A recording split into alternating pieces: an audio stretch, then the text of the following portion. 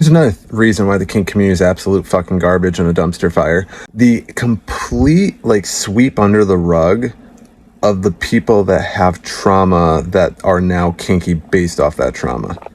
Now, there's a whole... This video could be fucking an hour and a half long, but I'm going to boil it down. There are a lot of people that aren't aware that while not every single person that is kinky has some type of traumatic thing that happened in their life, there's enough out there that we should be vetting and making sure they're not just feeding that trauma or trying to cope from that trauma.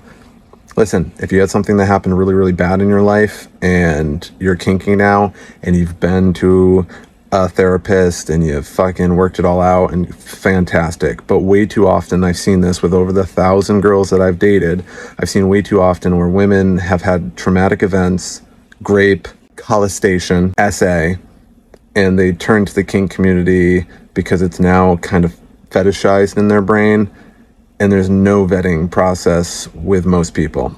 I'm able to fucking detect it, but that's also because I take a strong stance that the people in the kink community that say that consent and safe words is the first thing to be taught, I disagree with that. And the reason I disagree with that is because you need to understand body language, vocal tone, facial expression, psychology before you're going to ever reach a really god tier, dominant. And the fact it's taught backwards, you're taught consent first and you're never taught the fuck. There's times where I've had scenes where like girls have forgotten to say, like they don't know, like there's just too much for them and they don't even remember the safe word. And I'm like, hey, you need to say red, you need to say red, you need to say red if you're safe, like, and I have to read that body language and be like, all right, I'm pulling you out. That type of stuff. And there's a lot of people that have trauma. And like I said, it's not everyone. It's not everyone that has trauma that is kinky. But the fact there is no fucking like examination or like looking into it, or I've watched dominants be like, I can see it in their eyes where they're like, oh yeah, okay, like she has had trauma and that's why she's kinky. And they're just like, well, I want this.